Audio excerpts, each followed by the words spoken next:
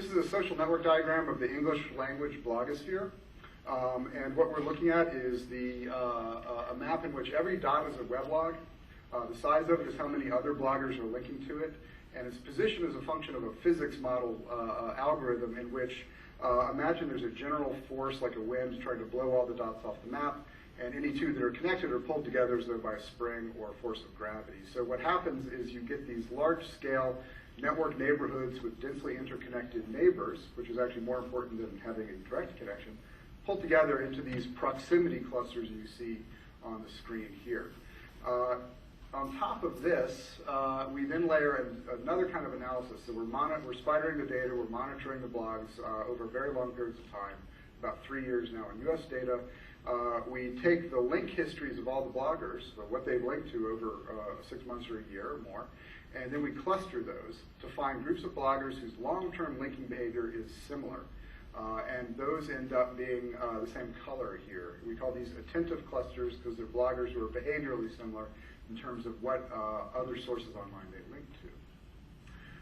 And then the last stage, so just the algorithms get us this far, and then the kind of squidgy business of putting labels on the map comes next. And this is kind of the interpretive art.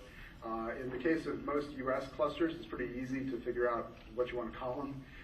And you see big things you might expect, like liberal and conservative politics, which kind of structurally dominate the American blogosphere, or the English language blogosphere. And I say English language because we also have British bloggers. But we find other kinds of attentive clusters too, particularly around economics, sports, technology, parenting.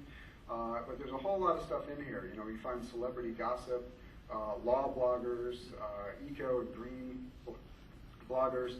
And then one thing that's kind of interesting is that the political polls break down in subgroups. So for instance, on the conservative side, you've got those who are more religious values oriented, those who are more kind of military foreign policy oriented, those who are more neocon, meaning very basically obsessed with the Middle East, and then this group that is kind of basically has become now kind of just hyper-partisan and anti-Obama. On the liberal side, we see a group we tend to call the Beltway liberals. These are the ones who are really focused on what's going on inside Washington, very policy attentive. And they're different than what we might call the vanguard liberals or the grassroots liberals, which we call them a little bit later. And then we've got identity politics. So there's a lot going on just in the English language blogosphere at that big level. So what we wanted to look at for the thing today is to say, well, how are conversations around energy policy and healthcare policy playing out online? What do those conversations look like in the blogosphere? What can that tell us a little bit about the kind of social constitution of these issues? You know, where are they rooted? Who cares? So we do something we call semantic slicing, where we maintain lists of basically 3 kinds of semantic markers. One would be keywords and key phrases that somehow represent discussion around the issue. These lists can be hundreds of words or phrases long. Lists of websites that have some known verified relevance to the issue, NGOs working in the space, government sites where you download appropriate, you know, whatever kind of stuff is issue relevant. And then meta tags harvested from the HTML or for Delicious or from any source we can grab tags. So using these 3 things, we go through and calculate relevance metrics by scanning through all the blog data. And we basically put kind of an issue relevance score for each one.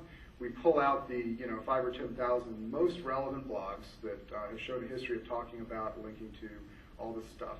And then we do a mapping of that. We call that process semantic slicing, and it ends up basically revealing the blogosphere that is active around a certain issue, and we look at that network to get a sense of how that issue is rooted and what's going on in the conversation. Typically, we find that, so the slide for semantic slicing. Typically, we find once we've done this, and then we compare what's going on in the network to what's going on outside of this sub-slice. You know, so to say the top 6,000 healthcare-oriented blogs, and then you look at everything else and all the other hundreds of thousands of blogs, you actually end up picking up well over half of the total conversation around this stuff. In some cases, 65 to 95% of the discussion of the blogosphere about a certain issue ends up being really happening in 6,000 or so blogs. So here is when we do the maps of healthcare policy discussion and energy discussion, again with these long lists of semantic markers. we get two different networks that have some similar characteristics.